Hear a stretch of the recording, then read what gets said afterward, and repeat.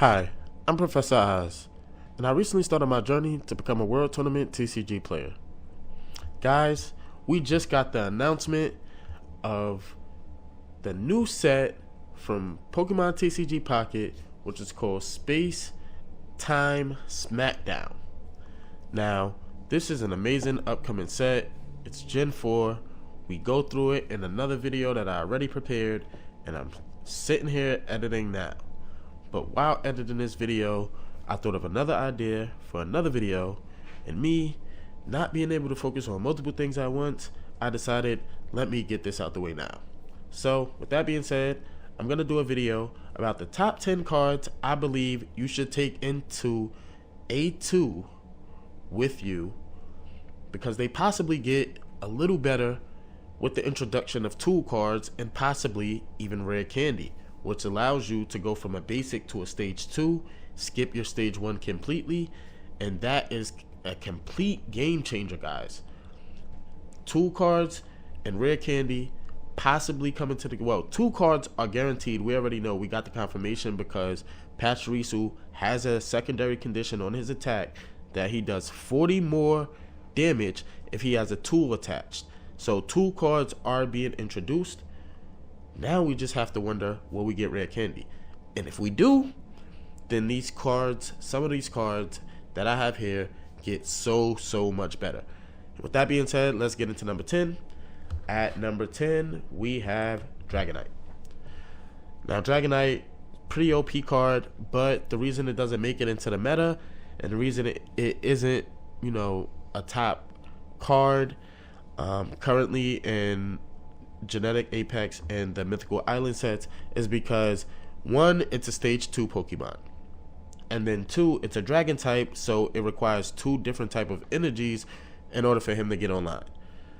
It also takes 4 energy for him to get online, which is a lot. That's a lot to dedicate to one Pokemon that can possibly get knocked before you even get him online in the active spot. But if you do, you guys know he does 200 damage across all of your opponent's Pokemon. It's random, you don't get to choose. So this can become a pretty good card in a high meta deck in the B or A tier. If we do get well, I believe this becomes a better card if we get some sort of energy acceleration, or if we get rare candy. Either or, this makes this a better card, and that's why Dragonite is at number 10. And at number 9, we're going to go with Gengar EX. So Gengar, the same reason with Dragonite, the reason why he isn't high in the meta or in the meta at all is because he's a stage 2, and it's pretty hard to get stage 2 online. Usually you don't have enough time. By the time you get either the middle or the final evolution, it's too late. So what people do, they don't run stage 2s as their main attacker. For example, if you run a Celebi Serperior deck, Serperior is not your main attacker for that deck. It's Celebi and every other Pokemon, Executor, everything else but Serperior. Serperior is there for its ability only. So yeah, guys, I believe Gengar, if we get rare candies, Gengar is gonna be a S tier deck. He has possibly the best ability stopping people from being able to play supporters. So that means your opponent can't Sabrina you, they can't Giovanni, they're stuck, and you do 100 damage each attack, which 2 shots everything.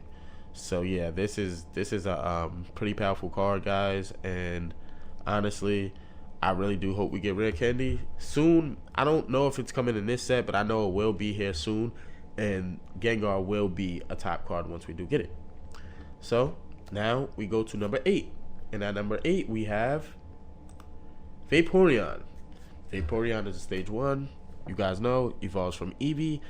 Great card, but you don't really want this card for the attack. You want it for its ability, this washout ability.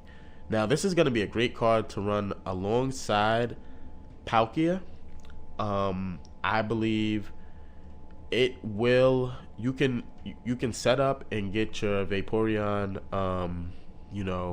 loaded up with energy, and as often as you like during your turn, you may move those energies to any Pokemon you like, which will likely be your Palkia, because after each attack we know it has to discard 3 water energies, so that kind of sucks. Vaporeon will kind of help that not suck so much. I mean, it's not really much you can do once you lose 3 energy and it takes 4 to attack. That should be possibly your late game attacker, but you can run it with Misty, and if you do run Misty on Vaporeon and you get 6 heads, now you can move 3 energy to Dialga for 2 turns, so that's not too bad. But yeah, this is why this is the number 7 card, and I believe it's very, very important, guys, that you run this with your Palkia if you do run a Palkia deck. I don't think I will be running Palkia, but that's another story for another day. And at number 6, we are going to go into Marshadow. One of, if not my favorite mythical of all time. I do love Mew as well, but this is one of the best mythicals of all time, being a ghost and fighting type, the first ever. He's a really, really dope Pokemon. I love him. But aside from that, let's get into why this is a great Pokemon. We are getting a bunch, guys. We're getting a lot of fighting types in this next set. We're getting Lucario, we're getting Gallade, we're getting a bunch of tanks like Hippowdon. There's a few others that we went over in my other video, but yeah, we're getting a lot of fighting types. So you're gonna want Marshadow. Reason being, his attack with its secondary condition, if one of your Pokemon was knocked in the previous turn, you now do 100 for each swing. Well, for that one turn, you do 100 for that one swing. So that is gonna be awesome. And then, as you guys know, he is a basic, so they're not taking 2 prizes. He's a 1 prize card, and I mean, it's, in my opinion, gonna be a very, very useful card, because everybody's gonna be running Lucario. In my opinion, he's gonna be the top deck immediately as soon as he comes to the game. He's gonna be the best card in the game. So you're gonna want this in your Lucario deck for sure. And we're gonna move now to the number 5 slot. So at number 5, we're gonna go with Pidgeot EX, and he could be higher, but the reason he isn't so high is because I don't know if we're getting Rare Candy yet, and Rare Candy isn't currently in the game. If we do get Rare Candy, guys, I don't know if you guys know, but like I said before, Rare Candy and the main series game is something you give to your Pokemon to help them evolve up 1 level, and then the TCG, you use your Rare Candy to go from your basic to your stage 2. You skip stage 1 altogether. So if we do get Rare Candy, Pidgeot EX automatically becomes possibly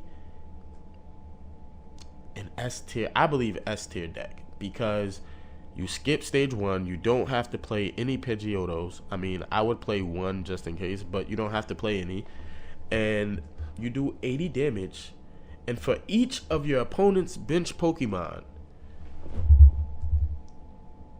you do 30 more damage, guys.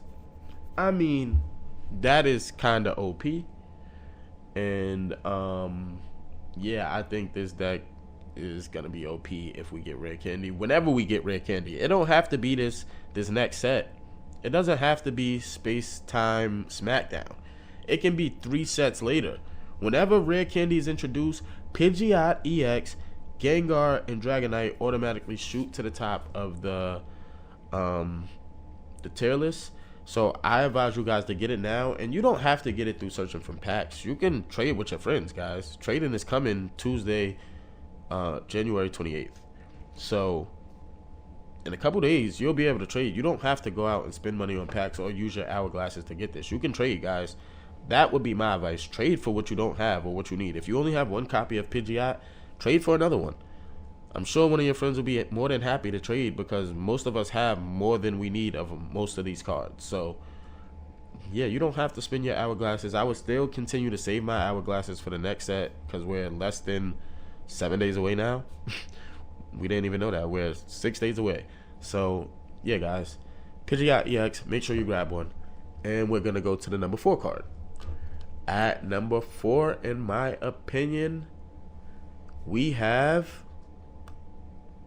none other than Machamp EX. And for the same reasons as the other two guys, but his is a little better. You know, he's a stage 2.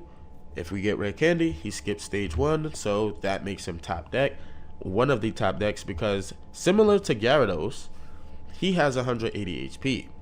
He's not one-tapped by Mewtwo. He's not one-tapped by anything currently in the game. So, well, except Celebi if you get unlucky and they flip 4 heads or whatever.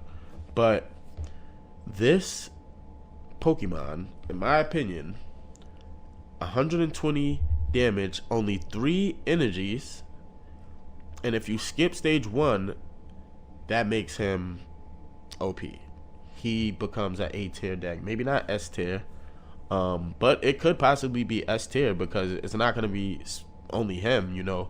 It'll be Marshadow as well. It'll be some other Pokemon in there. I believe personally that you guys should go grab you a Machamp if you don't have one. A lot of people didn't. A lot of people don't. So I would go grab it, guys. And at number 3, we have Serperior. Now, this is a must-have. It goes without. I don't think anything needs to be said. It's a stage 2. If we get rare candy, that makes it even better. But it's a stage 2 Pokemon, but it doubles the quantity of grass type energy you have on whatever grass type Pokemon you have. So, bro, this is gonna be OP. I don't even think they have to be a grass type. I just think they just have to have grass type energy on them, and it doubles. No, they do have to be a grass type Pokemon for it to double. So yeah, guys, this is amazing. This is amazing. We know why. It's gonna be played in pretty much every grass deck until we get something better, a way to excel energy better for grass. But once we get rare candy, whether it's this set or in a few sets, this is gonna be a staple in grass decks regardless. So make sure you guys grab yourselves one of these. I'm sure you did already. The Mythical Island set was so tiny that it's almost impossible to not have gotten one of these. But make sure you guys do trade for it if you don't have it. And at number 2, or is this 3? This may be number, guys, I think I messed up the countdown because this is supposed to be number 3 here, which is Moltres EX. So yeah, I think somewhere I messed up my count. Sorry about that. This is number 3 here. So number 3, Moltres EX. It goes without, like, same thing as Serperior, nothing needs to be said. This is even better because it's a basic. 1 energy, and you get to start lacing up all of your fire types with fire type energy. So, yeah, I definitely think this is necessary for every fire deck moving forward until we get a better fire accelerator. And I don't know how you get a better one because, I mean, the only bad thing about this Pokemon is the 2 course for retreat, but I mean, if they made it with 1 retreat, that would just be OP, guys. So, yeah, nothing more needs to be said. Get yourself a Moltres EX if you don't have one. I expect all of you to have one by now, but if you don't, make sure you trade for one. And let's go to the number 2 Pokemon, which is Melmetal. Now, the reason why Melmetal is all the way at number 2 is because it's a stage 1 Pokemon that takes 20 less damage from attacks. Almost at 30, but it takes 20 less damage from attacks. It has a high retreat course, yes. It has a high energy attack cost, but it does 120 damage. It's stage 1. Meltan has energy excel already for itself. And then when you pair this with Dialga, this becomes one of the most OP decks we've seen, because not only are you doing 120 guaranteed each attack, Dialga has a way to excel energy for you.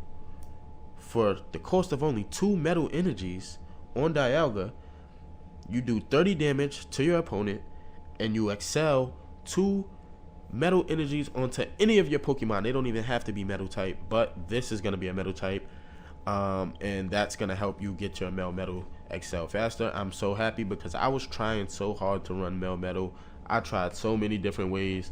I tried running them with every type of colorless Pokemon. It was almost impossible. But now with this Dialga, and you know your Meltan already has the energy excel with his attack that attaches a metal energy to you for no damage. Yeah, this is gonna be the number 2 card, and Dialga is gonna be the top deck alongside Melmetal. And at number 1, of course, you have to get this card, Mew EX. If you don't have it, make sure you guys go out and get it. It's a necessary for every card. For 3 colorless energy, copy your opponent's attack and knock any Pokemon pretty much. The only issues I've had running this card specifically is when you run into Gyarados, you can't one-tap Gyarados with its own attack, because it only does 140 damage. There's no way to one-tap Gyarados currently, like I said, unless you run Celebi and you get really, really lucky with 4 heads. So this is the number 1 card you have to leave Mythical Island or in Genetics Apex with before you just focus solely on the new set A2, which is, now we know, Space-Time Smackdown. Before you focus on that fully, make sure you guys grab yourself one of each of these cards. It's very, very necessary, guys. I'm telling you, you're going to want it, and you're not going to want to go back. Trade your friends, though. I wouldn't spend any hourglasses on these 2 sets. Me personally, I'm focused 100% on the new set coming. I cannot wait. I am going to stream on Twitch.